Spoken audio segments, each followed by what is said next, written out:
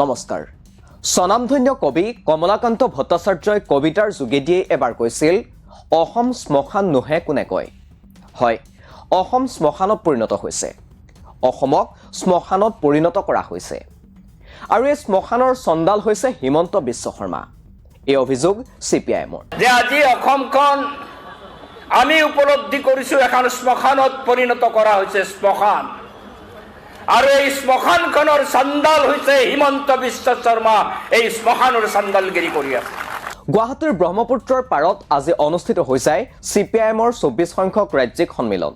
এই সন্মিলনতে ভাষণ প্ৰদান কৰি CPIMৰ সৰভোগ সমষ্টিৰ বিধায়ক মনোৰঞ্জন তালুকদাৰে শ্মশানত পৰিণত কৰা অসমৰ চণ্ডাল হিমন্ত বিশ্ব শৰ্মা বুলি অভিহিত কৰে। তেওঁ নিজৰ ভাষণত ৰাজ্যৰ অৰ্থনৈতিক দুৰৱস্থাৰ পৰা চৰকাৰৰ ব্যাপক হিতাধিকাৰী আঁচনি তথা দুৰ্নীতি অনিয়ম সম্পৰ্কে বহুকেইটা বিষয় দাঙি ধৰে। মনোৰঞ্জন তালুকদাৰে কয়, মুখ্যমন্ত্ৰী হিমন্ত বিশ্ব শৰ্মাই প্ৰতিশ্ৰুতিৰ বিপৰীতে ৰাজ্যখনক ঋণগ্ৰস্ত কৰি তুলিলে। ৰাজ্যৰ জনমূৰি আয়ৰ 48% ঋণ লৈছে চৰকাৰে। ৰাজ্যত যদি দুটা শিশু জন্ম হয় তেনেহলে সেই শিশুৱে 37,000 টকাৰ ঋণ লৈ জন্ম হৈছে। ঋণৰ টকাৰে চৰকাৰে কোনো উৎপাদনমূলক কাম কৰা নাই। হিতাধিকাৰী আঁচনিৰে ভোট কিনিবলৈ চেষ্টা কৰিছে হিমন্ত বিশ্ব শৰ্মাৰ চৰকাৰে। আমাৰ ৰাজ্যখনৰ যি জনমূৰি আয়, সেই জনমূৰি আয়ৰ 48% ঋণ ইতিমধ্যে লৈছে। মাৰ্চ মাহলৈকে 1,50,900 কোটি টকা ঋণ লৈছে। আৰু মাৰ্চৰ পিছতো প্ৰতি মাহতে 1,500 প্ৰায় ঋণ লৈ আছে। এই মাহতো আকৌ 500 ল'ব। ঋণগ্ৰস্ত কৰিছে ৰাজ্যখনত। এটা শিশু যদি জন্ম হয়, সি 37,000 টকা ঋণ লৈ পেলাই জন্মগ্ৰহণ কৰিছে। এনেধৰণে এটা অৰ্থনীতি, এই অৰ্থনীতি আমাৰ চলি আছে আমাৰ ৰাজ্যখনত। যি ঋণ লৈছে, সেই ঋণৰ টকাৰে কোনো উৎপাদনৰ কাম কৰা নাই, কোনো প্ৰডাক্টিভ কাম কৰা নাই। হিতাধিকাৰী সৃষ্টি কৰাৰ কাৰণে উঠি পৰি লাগিছে। হিতাধিকাৰী সৃষ্টি কৰি ভোটটো কিনিবলৈ চেষ্টা কৰি আছে হেমন্ত বিশ্ব শৰ্মা। ৰাজ্যৰ বৰ্ধিত নিবনুৱা সমস্যা সন্দৰ্ভতো মন্তব্য সৰভোগৰ বিধায়কগৰাকীৰ। তেওঁ কয়, হিমন্ত বিশ্ব শৰ্মাই শপত লওঁতে 23 লাখ নিবনুৱা আছিল, কিন্তু 3টা বছৰতেই 9 লাখ নিবনুৱা বৃদ্ধি পালে। চৰকাৰী তথ্যমতে এই নিবনুৱাৰ সংখ্যা বৃদ্ধি হৈ এতিয়া 32 লাখ হৈছে। আনফালে বৰ্ধিত নিবনুৱা সমস্যাৰ বিপৰীতে চৰকাৰে কৰ্মসংস্থাপনৰো বাট দেখুৱাব পৰা নাই। হিমন্ত বিশ্ব শৰ্মাই নিৰ্বাচনত প্ৰতিশ্ৰুতি দিছিল যে বছৰি 1 লাখ নিবনুৱাক চাকৰি দিব, কিন্তু 3 বছৰতহে 1 লাখ নিযুক্তি প্ৰদান কৰিছে চৰকাৰে।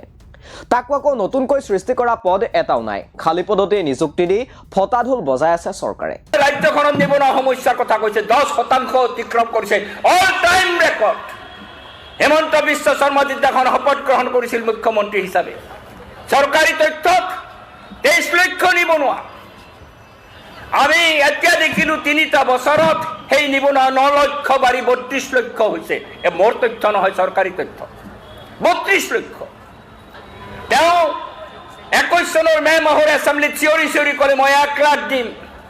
নিৰ্বাচনী প্ৰতিশ্ৰুতি আছিল প্ৰতি বছৰে 1 লাখ, 5 বছৰত 5 লাখ কৰ্মহীন মানুহক কৰ্মসংস্থান দিব, চাকৰি দিব। ক'লে গণি দিম, মই 1 বছৰত গণি দিম। মই সন্দেহ প্ৰকাশ কৰিছিলো, নোৱাৰে আপুনি। নোৱাৰিলেও আজি 3 বছৰ পাৰ হোৱাৰ পিছত 1 লক্ষ হৈছে। কি চাকৰি? এটা পদ তেওঁ সৃষ্টি কৰা নাই, খালী পদত এপইণ্টমেণ্ট দিছে আৰু ফটা ঢোলটো বজাই আছে, 1 লক্ষ দিছো, 1 লক্ষ দিছো, 1 লক্ষ দিছো। মনোৰঞ্জন তালুকদাৰৰ মতে দুৰ্নীতিমুক্ত প্ৰশাসন সৃষ্টিটো ব্যৰ্থ বিজেপি। ভাৰতৰ ভিতৰত আটাইতকৈ দুৰ্নীতিগ্ৰস্ত মুখ্যমন্ত্ৰী হিচাপে হিমন্ত বিশ্ব শৰ্মাই নিজেই স্থান দখল কৰিছে। য'তেই মাটি ওলাইছে তাতেই মাটি কিনিছে মুখ্যমন্ত্ৰীৰ পত্নীয়ে। 3টা চেনেলৰ মালিক মুখ্যমন্ত্ৰীৰ পত্নী। এইখন মন্ত্ৰীসভাৰ প্ৰতিজন মন্ত্ৰীয়ে চাহ বাগিচা কিনা আৰম্ভ কৰিছে। আমিন গাঁৱৰ আশে পাশে মন্ত্ৰীয়েও মাটি কিনা আৰম্ভ কৰিছে। নৰেন্দ্ৰ মোদীয়ে কৈছিল, না খাওঁগা না খানে দুংগা।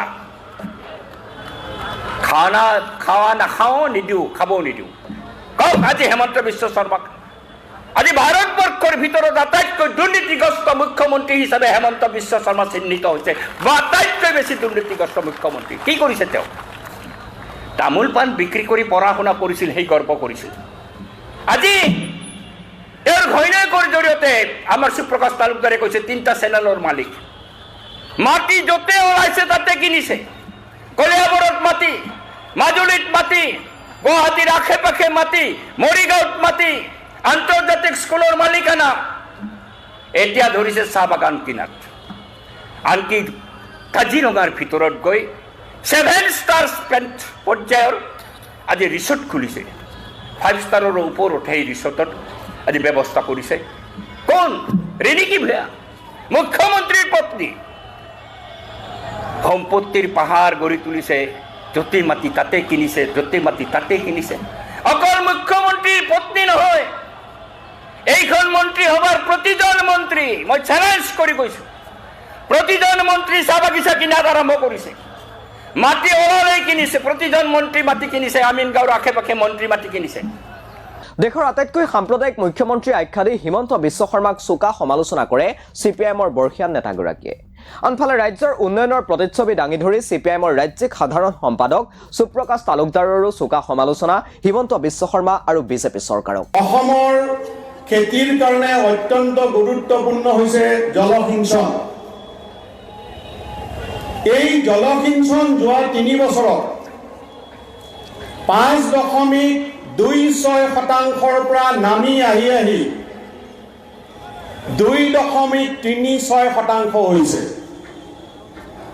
এইটোৱেই উন্নয়ন অসমত মহিলাৰ নিবনুৱাৰ যিটো হাৰ সৰ্বভাৰতীয় হাৰতকৈও বেছি আমি অসমত যোৱা সময়ছোৱাত আমি শিল্পৰ ক্ষেত্ৰত আমি দেখিছো ইয়াত শিল্পায়ন হোৱা নাই শিল্প ধ্বংস হৈছে এটাৰ পাছত এটা শিল্প ইয়াত বন্ধ হৈ যাব ধৰিছে আমি দেখিছো কেনেকৈ ৰাজহুৱা সম্পত্তি তেওঁলোকে বেচৰকাৰী হাতত দি দিছে এই সমগ্ৰ গুৱাহাটীত আপোনালোকৰ ভাগ্য যে ব্ৰহ্মপুত্ৰৰ পাৰত আপোনালোকে বহাৰ সুযোগ পাইছে ইয়াৰ পৰা আগবাঢ়ি গ'লে কতো সাধাৰণ মানুহে ব্ৰহ্মপুত্ৰৰ পাৰত থিয় দিব নোৱাৰে এই গোটেই পাৰটো তেওঁলোকে ব্যৱসায়ীসকলৰ হাতত গতাই দিছে ব্ৰহ্মপুত্ৰৰ পাৰত থিয় দিবলৈ মানুহে পইচা খৰচ কৰিব লাগে এইটো হৈছে অসমৰ মডেল এই আগৰ সৰ্বানন্দ সোণোৱালৰ চৰকাৰ সেই চৰকাৰৰ দিনত 5 জন ডেকা ল'ৰাক আন্দোলনৰ সময়ত গুলিয়াই মাৰিছিল তেওঁ বোলে জাতীয় নায়ক আছিল জাতিৰ 5 জন যুৱকক তেওঁলোকে গুলিয়াই মাৰিলে তাৰ পাছত তেওঁলোক বোলে খিলঞ্জীয়াৰ চৰকাৰ এই খিলঞ্জীয়াৰ চৰকাৰৰ কোনো এজন মন্ত্ৰী আজিলৈকে 5 বছৰ হৈ গ'ল আজিলৈকে কোনো এজন মন্ত্ৰী সেই শহীদ কেইজনৰ ঘৰত থিয় নিদিলে গতিকে এইখন চৰকাৰ নৰখাদক চৰকাৰ তেওঁলোকে উচ্ছেদৰ নামত যোৱা 3 বছৰত 7 জন মুছলমান মানুহক তেওঁলোকে গুলিয়াই হত্যা কৰিছে কোনো জনগোষ্ঠীৰ চৰকাৰ নহয় কোনো জনজাতিৰ চৰকাৰ নহয় কোনো অনুসূচিত জাতিৰ চৰকাৰ নহয় এই চৰকাৰখন হৈছে কেইজনমান মন্ত্ৰীৰ চৰকাৰ সেইকাৰণে যোৱা সময়ছোৱাত অসমত যদি কাবাৰ আটাইতকৈ বেছি সম্পত্তি বৃদ্ধি হৈছে তেনেহ'লে সেয়া হৈছে হিমন্ত বিশ্ব শৰ্মাৰ পৰিয়ালৰ সম্পত্তি